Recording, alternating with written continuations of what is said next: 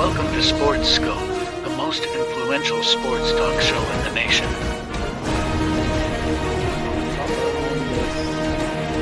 What is today, the 19th? Stay tuned for updates and great sports content. Hello, everybody. Welcome to Sports Scope. I'm your host, Robert Butler, on this, what is today, the 14th day of May here. Going to talk about some of the NFL leaked schedule. Some of the primetime games have already leaked out. I'll get to that a little bit later. I'll also go into a little bit more details of the Jared Goff contract and just paying big money in general. We got a few sound bites from Rich Eisen's show. He had Tom Pelestrio. You've heard me mention him before from the NFL Network. Him and Ian Rappaport are two of the main guys there covering NFL stories in and around the league. Talk about that. Plus Mavericks, man, just boasting on them last night. Looks like Luka's injuries are something that's really costing this team down the stretch in games. I'll talk a little bit about that game as well. Celtics seem to start to have a little bit more clear path here towards the finals. And we'll see if they can get Kristaps Porzingis back, though. But it seems like they're getting the kind of breaks that can help propel them to the finals and more. So stand by. Let's take our first and only break. And I'll be back here in 49 seconds. We'll hit the ground running here on Sports Scope. Hello, Sports Scope followers. The program has seen tremendous growth since going 5 days a week. I just wanted to thank everybody for your cash contributions and sharing the program with friends and families. Just a reminder, if you want to contribute to the program, go to the Cash App, the cash sign, and Sports Scope. There are other ways to contribute to the program listed at the bottom of the screen. If you want to advertise on the program, go to sports, that is sports with an S, another S, scope, SKOPE, at gmail.com, just like it's listed at the bottom of the screen. Thank you and enjoy the program. Alrighty then. Okay. Okay. Now I'm back here live on all links. All right. Now, just when you get high on Dallas, that they do a Dallas Mavericks type of move like they did last night. Like I said before the break, it looks like Luka Doncic's injury is it's a real thing. It's a real thing here. He was six. Man, this dude was 6 for 20 last night. Still had 18 points. Still had a triple double. But 4 for 11 for Kyrie Irving. Irvin's going to have to take these games over down the stretch. Luka's been dealing with a knee injury and back issues coming into the playoffs.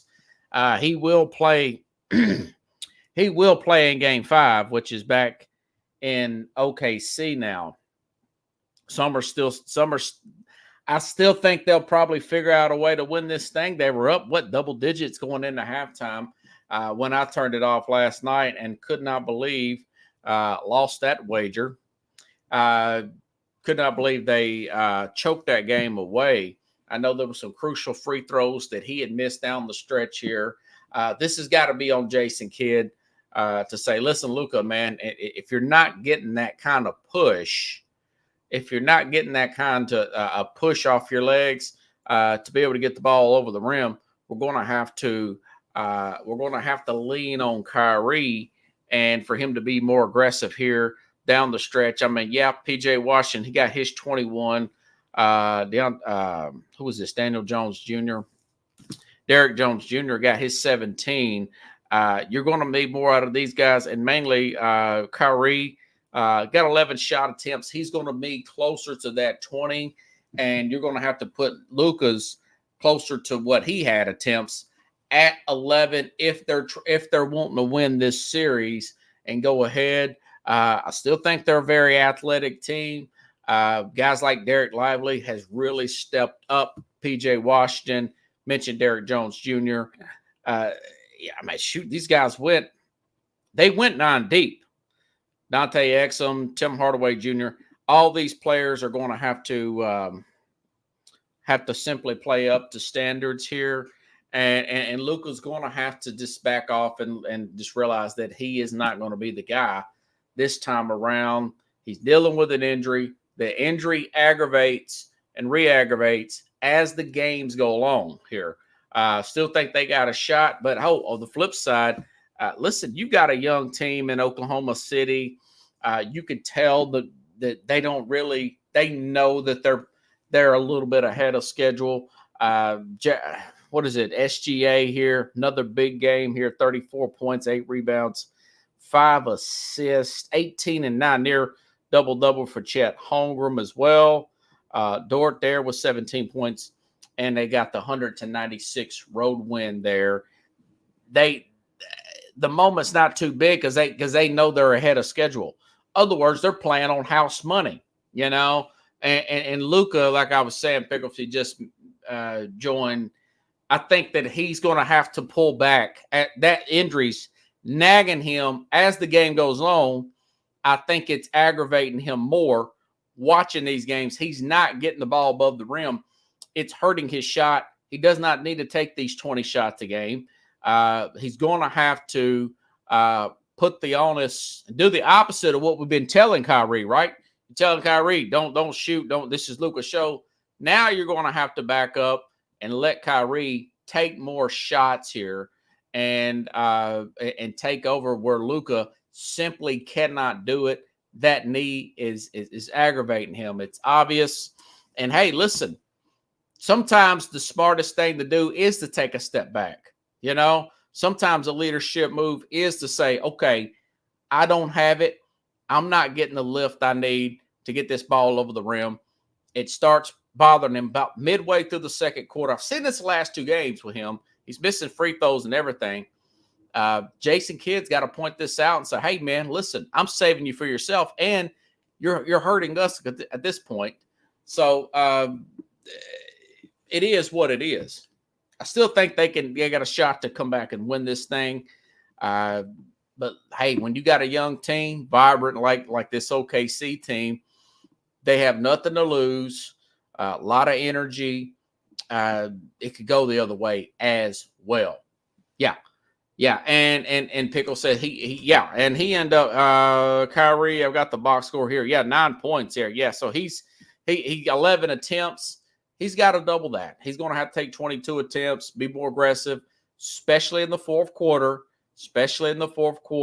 Luka could simply use a football term, be a decoy. He needs to be setting up screens.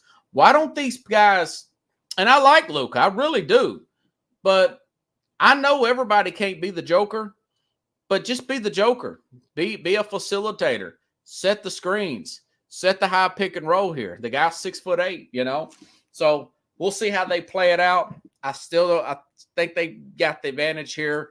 But if Jason Kidd lets Luka take these shots down the stretch, it's going to kill them. They're going to lose this series when it feels like they're the better team. But we'll see. Oklahoma City's got the higher seed, you know. They're the number 1 seed here. So, PJ Washington, these young cats, they're going to have to lean on them even more down the stretch to help facilitate this win here and get over the top. All righty then. Like Rich Ferris, one of my favorite guests, told me he was named after the great race car driver, Richard Petty. And my dad used to tell me all the time, one of Richard Petty's famous lines, I think when he won that race backwards back in the 80s, right, Pickles? I said the famous line, I'd rather be lucky than good any day. And you look at this Boston team, and I didn't even know that Donovan Mitchell was even hurt. I mean, I looked up online yesterday, just before the game started. Donovan Mitchell scratched about, 5 o'clock Central, 6 o'clock Eastern time yesterday. And the point spread had Boston at like 12 at one time. Coming into that game, And I said, I bet Boston will. I bet that Boston team, they're going to take their foot off the gas just a little bit because Mitchell's not playing in this game. Sure enough, I went on and took Cleveland and the points there. And, of course, Boston hung on, wins. They go up 3-1 here, so they get the game. They win over Cleveland. Now they're 1 win away from playing a banged up Knicks team that's missing 4 rotation players, or they're playing a Pacer team that hasn't done much recently in the NBA playoffs. I mean, you got one of the younger players in the whole league on that Pacer team with Halliburton. Now, I'll say this, Pascal Siakam, he was just acquired this year. I want to say he was a trade deadline pickup here. That's why I talk the NBA trade deadline, because you never know what player can set a team over the top here. And that's Siakam here. And I know that they're playing right now. They're just tipping off. I think the Knicks are going to win tonight. I think the home crowd will carry them. But I wouldn't be surprised with all these injuries that they simply fall apart and the Pacers end up getting this win and end up going on to the Eastern Conference Finals here. But going back to Boston, like I said, Boston will play either Knicks with 4 rotation. Yes, I said that right, folks. 4 rotation players missing, a Pacer team that not a lot of good coach there in Rick Carlisle, former that Maverick coach, but not a lot of experience other than Pascal Siakam, who's been in the finals before and your leading scorer. With this particular group, I mean, they should be favored to win either one of those in 5 or 6 games. Boston, I never depend on Boston to sweep anybody because they can't stay focused long enough. But they would be favored to win even without Porzingis here, who was going through I did read today he has been going through drills, though, and rehab, recovering from a calf strain. You cannot push a calf strain. That's usually 2 to 4 weeks. You think you're better, you have to be very careful with a calf strain. But, the way the NBA has stretched these playoffs out, if they got to the finals, I think he can come back because he is doing drills right now. And they do need that big. With this coach, I don't know if they're going to use him right, even if they do get him back.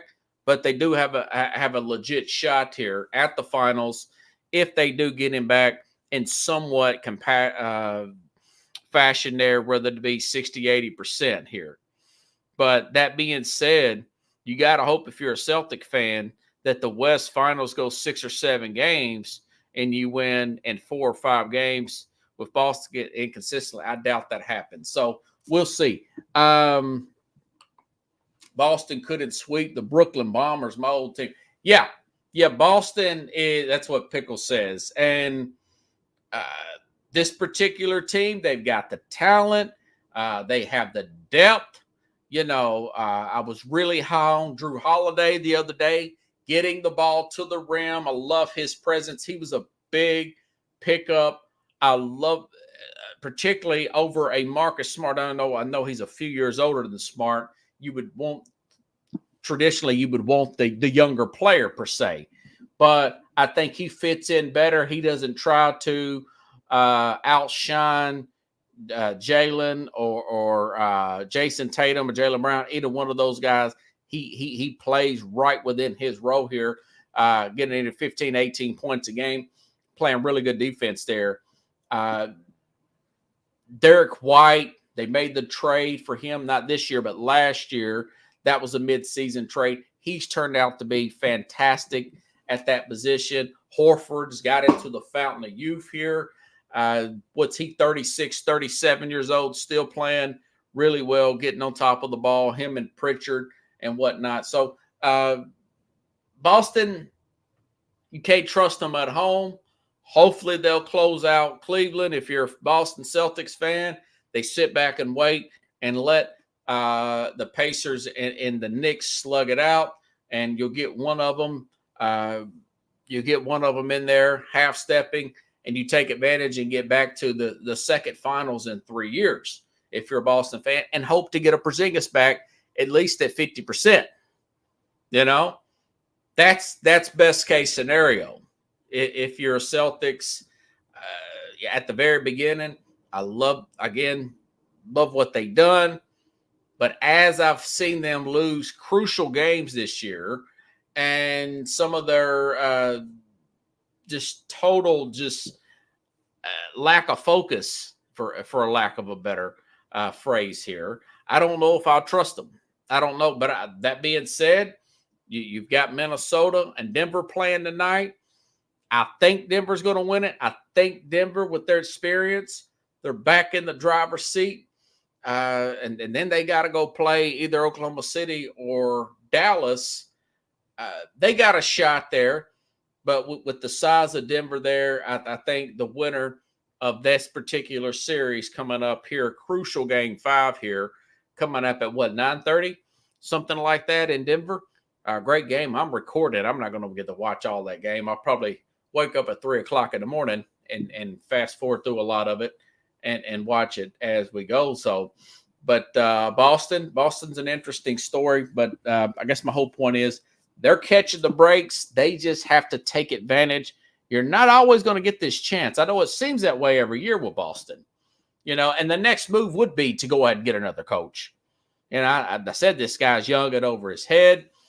But we'll see. We'll see. Maybe they could prove me wrong. They could prove me wrong with these teams from the West beating up on each other, but I doubt it.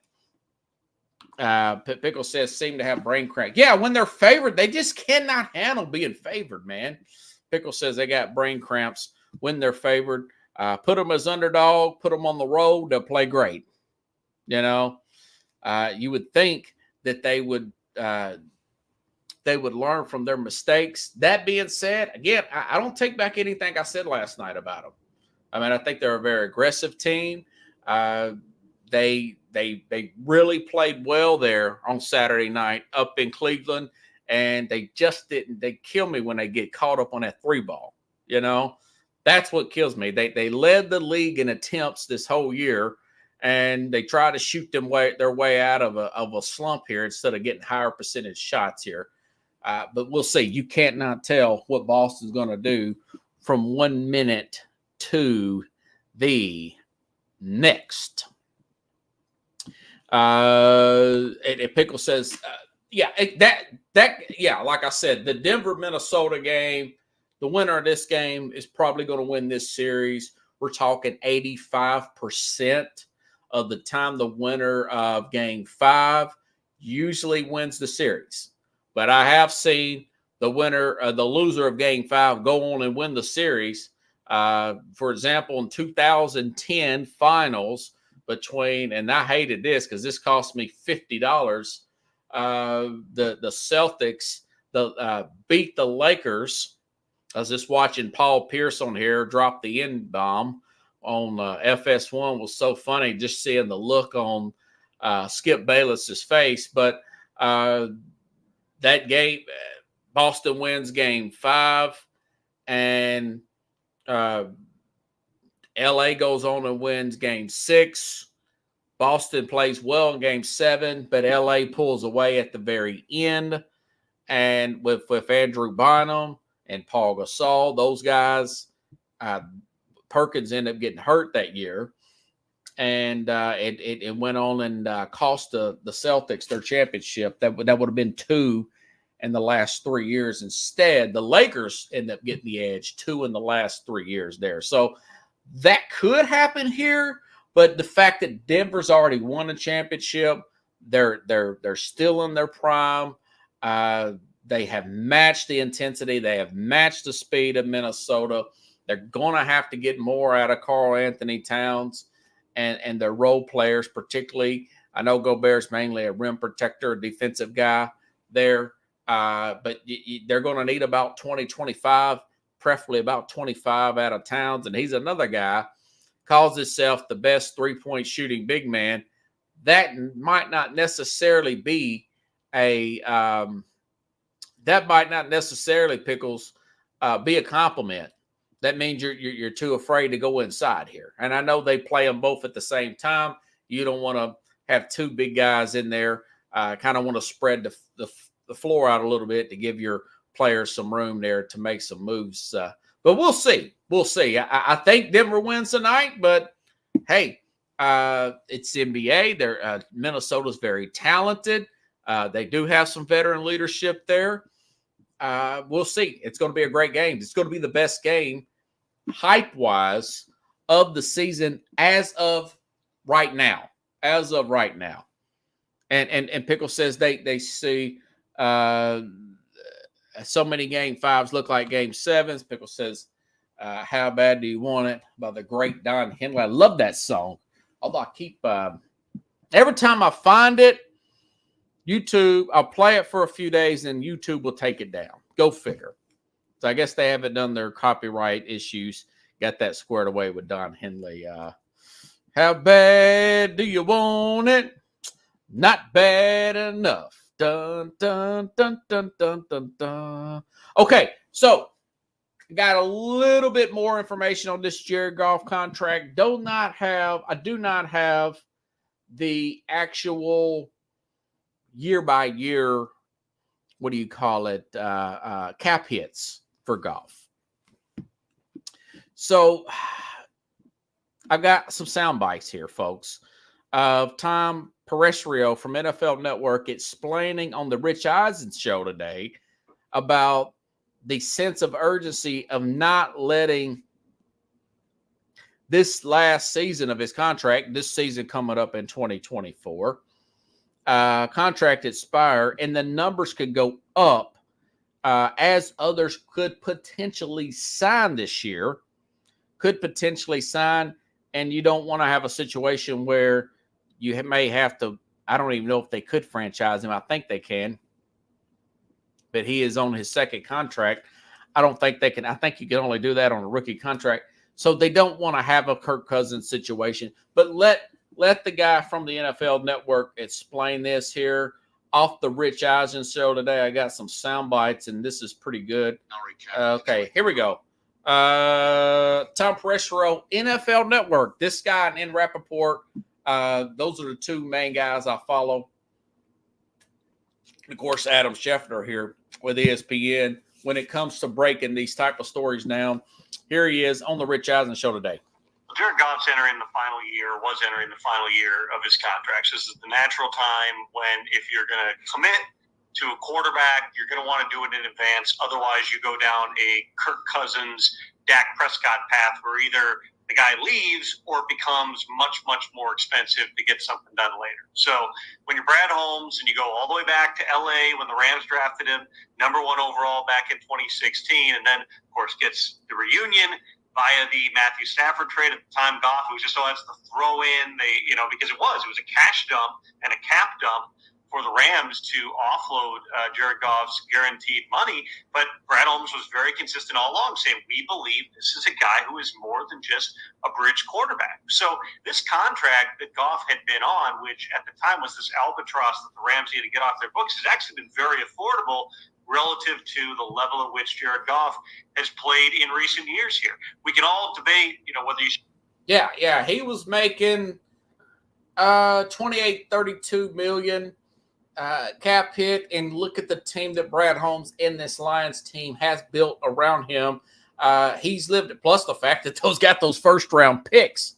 They got rid of Stafford, they got another starter, and they got the first round picks. They really come out like a bandit on that deal. More from Peresrio from the NFL Network on Jared Goff. You should come in second or eighth or 10th. The bottom line is every top quarterback contract now, Rich, is going to get done at $50 million plus. It is a huge number to swallow. But as we saw with Cousins this past year, even if there's only one team that's really bidding for your services against your existing team, that team might be desperate enough to possibly outbid you. And, he mentioned Dak Prescott. I want to say, and I may be off by $1 million or $2 million, but I'm not off by that much, that they end up paying, I want to say, like 10 to 15 more for Dak Prescott per year. Like he said, if they would have signed Prescott when they did, they would have saved quite a bit of money, the Cowboys. But they didn't, obviously, and had to pay him. And now he's coming up again. Now Dak is coming up again. So that's the school of thought there. More from Presserio on where he ranks now and the cost and percentages that the cost and percentages of this particular cap, which is pretty concerning. But let me break some things down. I'll comment after this. Listen more from salary cap is a market value quarterback going to take up. What's the numbers? What's the math here, Tom? It's a shade over 20% right now on a $243 million cap, which, to put that in perspective, so you go back just 9 years ago, okay, 2015, Aaron Rodgers was in the third year of a 3-year reign as the highest paid player in the NFL at $22 million per year. The cap at that point was about $100 million less. So you were talking about a little over 15% of the salary cap. So, why are we now at 20%, which in percentage terms doesn't sound like a lot, but when you're talking about a percentage of a close to $250 million cap, that's a huge chunk. Part of it's, remember, we had that COVID dip, not in 2020, but in 2021 when they had to, in essence, the union, the players had to pay back this low-interest loan that the owners had given them to get full checks in 2020. So you had a blip. This is the first year that the cap is kind of getting back to the trajectory that we think it's going to be on. That's one more reason that the forward-thinking teams have been willing to say, you know what, let's pay this number now, because the next group, from Jordan Love to Tua to Trevor Lawrence to whenever the next guys are coming up again, they're all going to want to outshoot this year. This contract could end up looking a lot better, kind of like the Deshaun Watson contract that everyone said, for a variety of reasons, of course. $46 million per year, fully guaranteed for 5 years. It's a huge, huge contract. He's barely in the top 10 at this point. So, yeah. Barely in the top 10. It was just 2 years ago that Deshaun Watson had signed that contract. And by the way, they were in the playoffs last year. Now, of course, he's been hurt. You could see those numbers. Jordan Love, $60 million. Oh, my God. My head's going to explode. He has showed improvement. They still got him at a bargain like, $25, $26 million a year or something, Jordan Love. He's still got to be able to prove himself. My guess is around Thanksgiving, something like that, middle of the season. The Packers are going to make that decision on Jordan Love, who's in that same division here. Okay. But you listen to those other names here associated, and that 20%. So that's a big deal. Going back and looking at this, you say, well, what's the number where you don't win no more because you're paying the quarterback too much? It was around 14%. That's when Brady won, and that's like 13.8. We just rounded up to 14. Back in 2020, when Brady won back in 2020, you say, well, how come Brady won all those other years? Well, he's taking pay cuts. He was taking a lot of pay cuts with the Patriots, and he's never going over. Now, Peyton Manning did not take those pay cuts. He was closer to 18, 20% he did get to the Super Bowl in 2009. Ultimately, that ended up being beat by the New Orleans Saints here. But Mahomes now, well over 15%, Mahomes has won, obviously, the last 2 Super Bowls.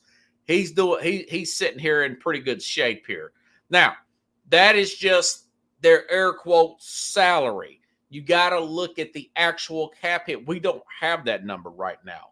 You got to look at the actual cap hit and the way the accounting is done on this.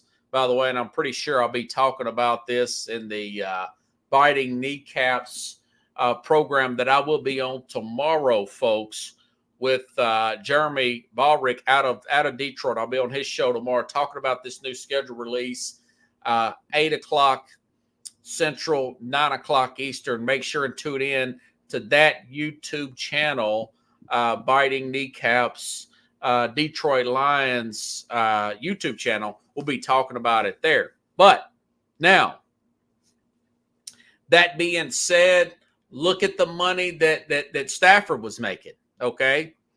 So you look at the money that Stafford was making when he was moved to the Rams.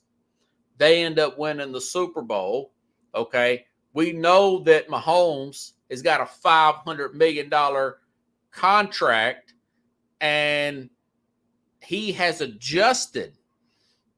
His contract has been adjusted twice, okay? Where the cap hit, they saved like $20-something million last year to adjust his contract, okay? Where the cap hit is not at that 15 to 20% plus cap hit.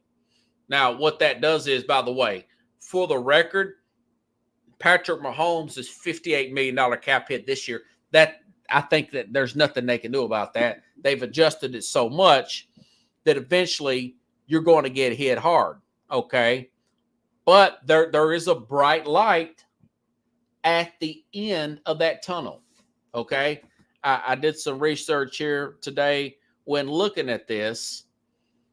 There is a bright light at the end of that tunnel, and I've got the screenshot here if I can find it of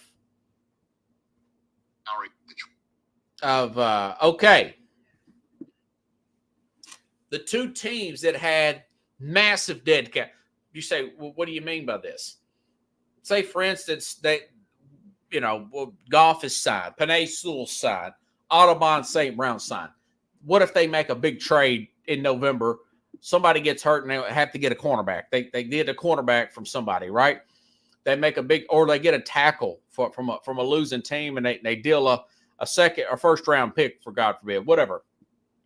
And they have to adjust this thing on the fly, and you have to push money back to another year. Well, this was from last year. According to Spot Track, the Rams were operating with $72.2 million in dead money.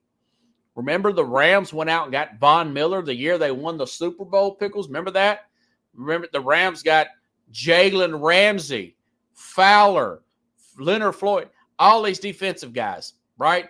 They got all these defensive guys, and they pushed this money and moved this guy's salary over here. They paid Cooper Kupp, which, by the way, they should have moved off of him because of Puka Nakua's emergence, but that's a different story.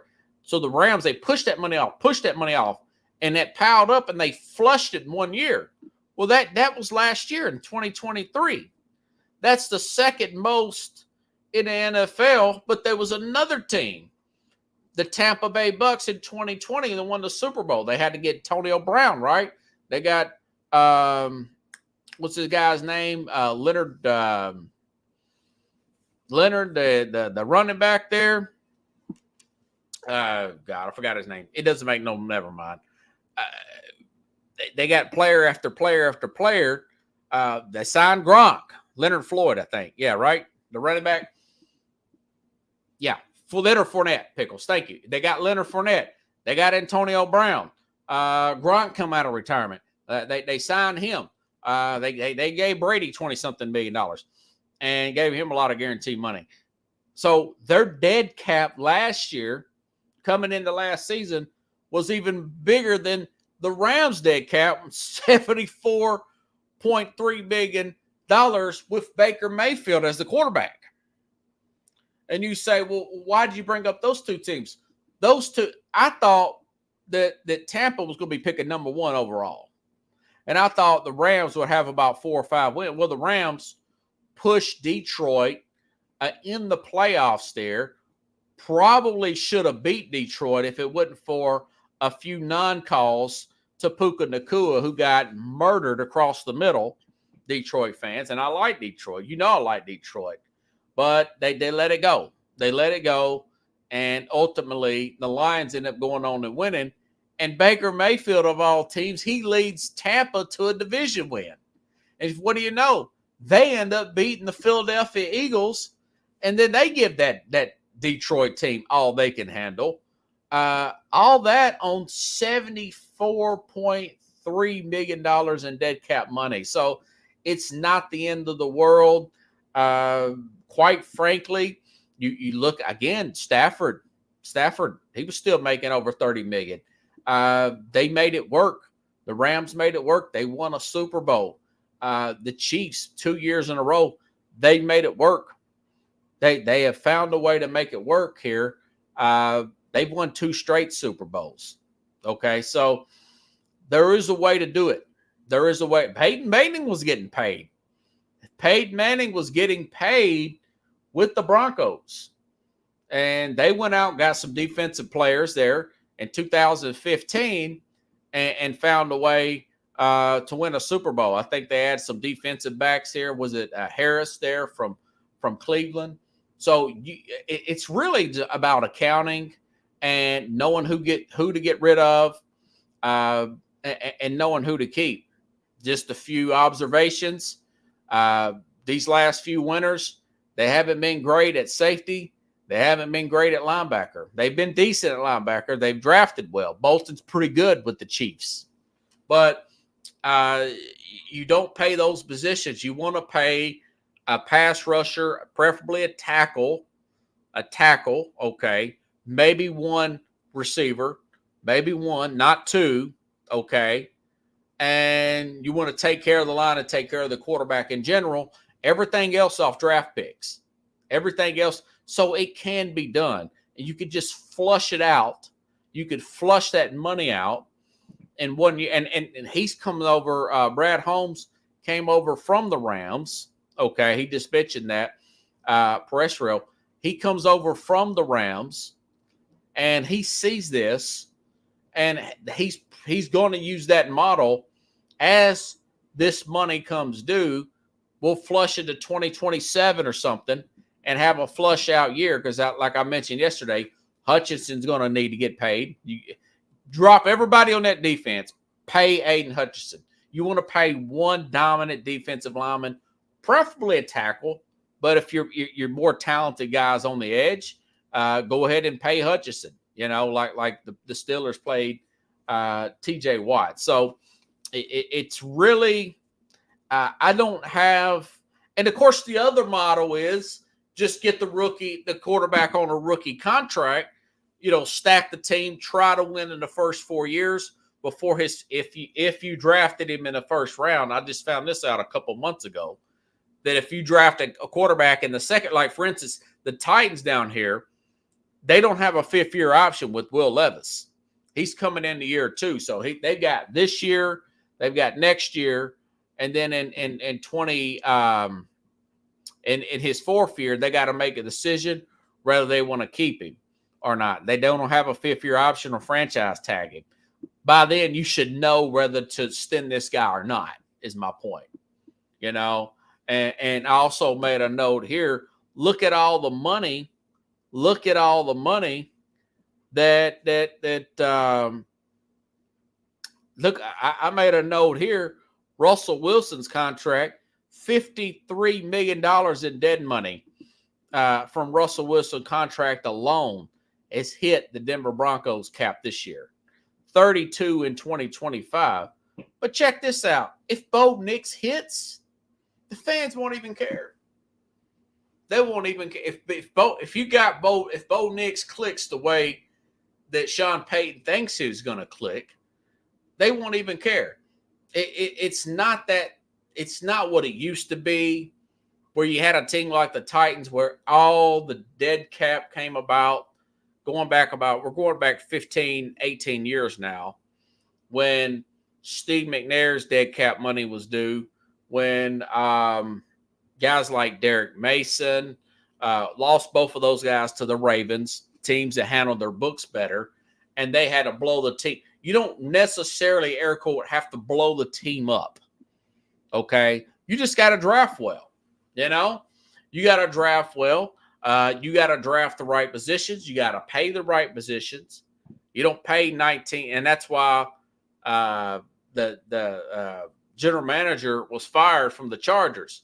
He paid Derwin James $19 million. He paid Mike Williams 20-something when he already had Keenan Allen play. Don't pay two receivers and don't pay safeties. If you got good management that does the books right, you can flush this money out and you can hit the ground running. I think the Rams are going to do pretty well this year. You know, Tampa looks to be doing okay. Pickles thinks life insurance commercial. Yeah, that's true. Hutchinson is worth paying the money. Yeah, you want to pay him, you know.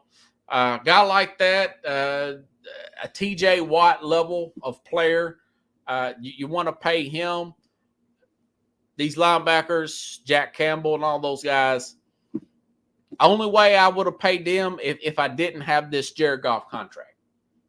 You know, and if Hooker and what you're saying, okay, then people asked me today, I was talking about it with a lady at work who's from Detroit. She said, well, what if Hendon Hooker looks good this year? Because players usually look good they take a big jump from year 1 to year 2. If Hooker is totally behind his torn ACL, this is hypothetical, and he looks like a world beater in training camp and beats out Goff, and he gave Goff all this money, well, Goff is trade bait. Somebody would want Goff. Goff just went up to the NFC Championship game, you know? Somebody would want Goff. You're going to have a taker. You will be able to move him. The Bills end up taking Drew Bledsoe, you know? Drew Bledsoe been to a Super Bowl. So then you're in good shape. You'll still have some lingering money, but you'll be in pretty good shape, though. So the NFL, that's what I like about the NFL. It's very flexible. It's not like the Major League Baseball or NBA where that money just stays on there, you know, where it really just stays on there. And he could be a wild card. Yeah, I mean, Ben Johnson, very good offensive coordinator. They got very good weapons there. You know, you got two tight ends, Brock Wright and, of course, Laporta, who's awesome. You know, really good offensive line. What if Hooker takes off? You know, then maybe you work out something there. I don't think it will be. I think they've probably seen enough of Hooker. He's probably more of a system guy that with Josh Heupel, and I probably bought too much into that per se. But anyways, it's an interesting story. You can get around it. My whole point. It's not the end of the world to have a high dollar quarterback. It's better than not having a quarterback at all and having a good team, but no quarterback here. That's why you always maybe every other year draft a quarterback. Maybe you get lightning in the bottle in the 4th, 5th round, 6th round, and you find a Brock Purdy. You know, you find a guy like that can take you to the promised land. You know, a Tom Brady in the 6th round, Brock Purdy, very last pick in the 7th round. Tony Romo was undrafted, by the way.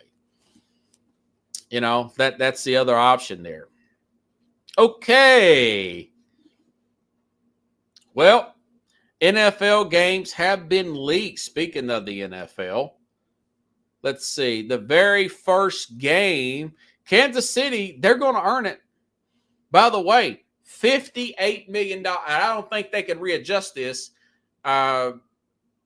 Already reports are that Ray Rice, ironically, his last name's Rice, no relation that I know of. Rashid Rice here from the Kansas City Chiefs, he's going to get suspended.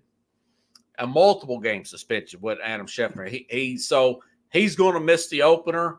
That's going to be Thursday, that first Thursday in September. He's going to probably very likely miss that opener, and it's going to be against the Baltimore Ravens, but it will be at home. So the Chiefs and the Ravens, the AFC Championship game will be replayed opening night. That's going to be a really good game. Baltimore's lost some offensive line. I still may take Kansas City in that particular game there because the Ravens have lost offensive linemen here. They've lost some players too. It will be at Kansas City there. The Kansas City did lose one of the really good corners. L'Jarius Sneed's a Titan now. So, but they're going to also lose Rashid Rice. They're going to have Hollywood Brown. They've also gave Travis Kelce a 2-year extension, by the way. That's going to be a good game. And then week two, that has, I want to say, that has leaked out as well. That has leaked out as well as them playing the Cincinnati Bengals, if I'm not mistaken, or that may be week 7. Okay, the Chiefs. No, yeah. So they'll play the Bengals in week 2. The Bengals with the healthy Joe Burrow. They'll lose one of them games. They will lose one of them games. You're playing 2 AFC North teams back to back like that, even though they will have 10 days off, though, now that I mention it. And they're going to play the 49ers. They'll play San Francisco at San Francisco in week 7. And Tom Brady will be calling that game for Fox. I just read that as well. So it's not going to be easy. And again, Mahomes, his cap hit, that is $58 million. They've pushed back and pushed back. That's why I do not think they're going to three-peat. You know, the official schedule will be out tomorrow. We'll get to see everything that the Chiefs are playing right around this time tomorrow at this hour. That they will be out tomorrow. So that's going to be interesting. You got to look at that division. Think about it for a second, Pickles. Think about this for a second, audience. The Kansas City Chiefs. Now, they got a shot. Don't get me wrong. Everybody's got their problems in the NFL. Nobody's got it perfect. It's not Major League Baseball. You can't just buy up the league. But look at the AFC West going forward. Brandon Staley's gone. You know, who was that clown that was the coach of Denver? He's been gone. You got Sean Payton. Now you got Jim Harbaugh. At the LA Chargers. Okay? Big difference. Jim Harbaugh with the franchise quarterback. Now you've got Sean Payton with the Denver. By the way, Denver beat them last year, folks. Okay? Now, of course, Pierce, the Raiders won. The Raiders beat them also last year. So from being an easy out, this is going to be a tough ask for the Chiefs here, okay? Chiefs have been rearranging that offensive line too, and I keep thinking that's going to catch up with them. This year it might. It very well might. But you got to look at those two, and this division just got a lot more difficult, okay? Then you look at here in the South here, a lot of people, I'm telling you right now, a lot of people they're going to pick Houston to be a dark horse to make it. I mean, with Stroud coming into year 2, they got Danielle Hunter to add with Will Anderson as their pass rush. A lot of people, they're going to be really high on that Texans team. And, you know, Tom Pressure, he just mentioned Jacksonville with Trevor Lawrence. They've got a new defensive coordinator. They're going to be much better from that side of things, okay? Not to mention that Joe Burrow is going to be back next year. Their defense got better. Remember, they were 9-7 was it 9-8 last year? Excuse me. Okay? They have lost some players, but they've also got some second-year players who are going to get better that they drafted last year and brought in. They being the Cincinnati Bengals. Now, I'd have moved off T. Higgins and got some more pieces on the defense, or maybe got another piece on the offensive line. That didn't happen. But you're looking at these teams. Baltimore really hasn't lost anything. It's going to be tough. It's going to be tough for Kansas City just to roll. Sometimes you need a lucky break. Burrow getting hurt. Okay, Brandon Staley falling off a truck there. Terrible coaching there. That really helped them there. Pittsburgh, Deshaun Watson got hurt. Aaron Rodgers got hurt with, and by the way, they open up against people thinks Aaron Rodgers. And if you watch the last 2 of the last 3 games that he's played the 49ers, you think, God, he don't need to play the 49ers. He's terrible. They're going to kill him. They open up against the 49ers on Monday Night Football at the 49ers here. The Jets do. And you got guys like Mike Greenberg taking his jacket off. He's like, why did you give us this, Roger Goodell? Why? And I thought to myself, I went back and looked. He is 6-3 against the 49ers. Okay. And with that upgraded offensive line, you say Tyron Smith, yeah. But you also got Fashanu there as a backup, the number 10th pick overall as a backup. Who's it? Morgan Moses. They've got new pieces on the other side there coming from Baltimore. They Fashanu, like I said they should. They got Smith. I think that's a good chance of an upset right there, if you ask me. Breece Hall, and 49ers Super Bowl hangover. You guys know how I feel about that. I don't think they're going to get back, and I wouldn't be surprised if they got beat in week 1 by the road team New York Jets. Just saying. I know they got a well of a pass rush. They didn't really lose anybody. I get all that. But that Super Bowl hangover is for real. Pickles thinks Texas can win it all. And the Jets, yeah, with Breece Hall there, the short passing game of Rodgers. Now, of course, you can look at it the other way and say, well, the guy's 40 years old coming off of Achilles. And these offensive linemen, some of them are old. You could look at it that way. All I know is he's from the Bay Area. He went to University of Cal. They're going to be focused and locked in. They might not, get to the playoffs this year, but they're in good standing come week 1, I think, in that 49ers opening Monday night football game. Let's see who else leaked out here. Detroit. So I'm telling you right now, Kansas City is just not going to be. It's just not going to be a walk in the park. Week 2 Thursday, Bills to the Dolphins. The Dolphins lost a lot of players. Dolphins are another team. Presserell, the NFL Network guy, he mentioned Tua. $60 million for Tua. And if I'm Chris Greer, the general manager with the Dolphins there, I'm holding out to the last minute before I sign that contract. I'm holding out before I try to run that by ownership. Paying Tua $60 million. They lost quite a few players, and a few of them on the defensive line this past off season here. Okay. And of course we know about the Friday night game. If you want to do these overseas games, this is another lucky break for the Eagles, which they always seem to get. Friday night, opening Thursday, Ravens at the Chiefs. I just mentioned that. Friday night, you got Packers, Eagles in Brazil somewhere.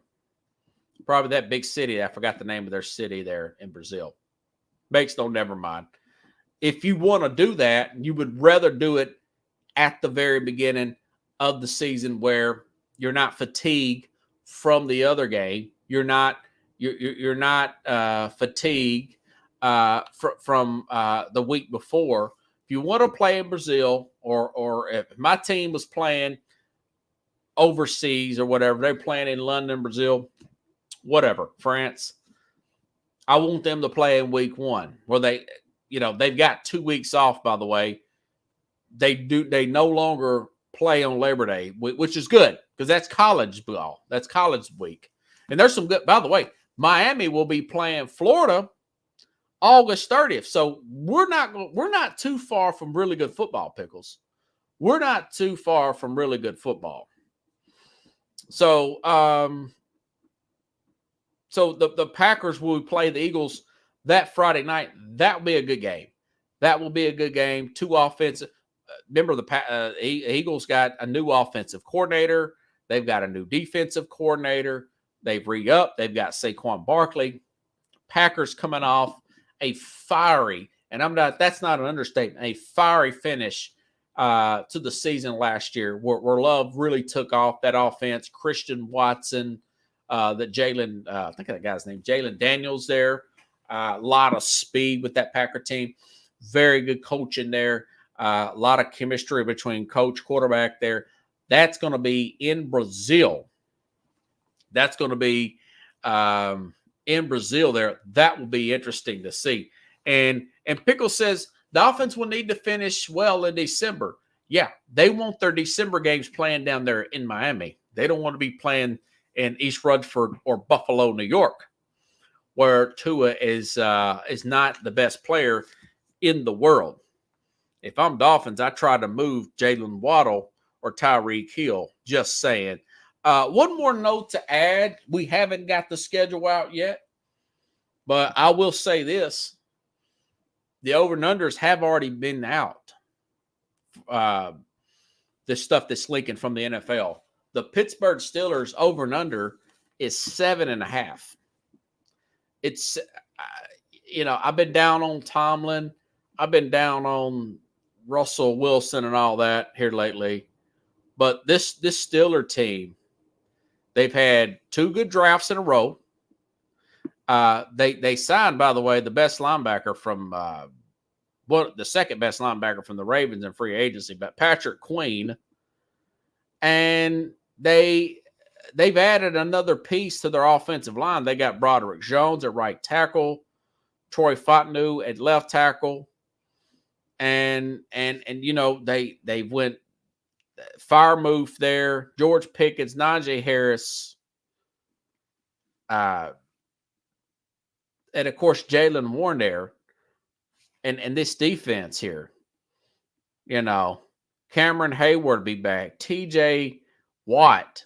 I mentioned Joey Porter Jr., second year there, and their over and under is 7.5. That's an over. I think they'll get more than 7.5 wins. Now, of course, if Wilson gets hurt and you got Fields back there, maybe it's a different story. But that's Pittsburgh team. They're all Rio de Janeiro. Thank you, Pickles. Yeah, that's probably where that Packers Eagles will be. Now, of course, Tomlin's last year of his contract. They could win I still think they'll win more than 7.5 games. I think they'll win 8 or 9 games, and probably Tomlin will get put out in the first round, and they'll probably move on. But they're still a really good team. They get a lot of home calls. They're very physical.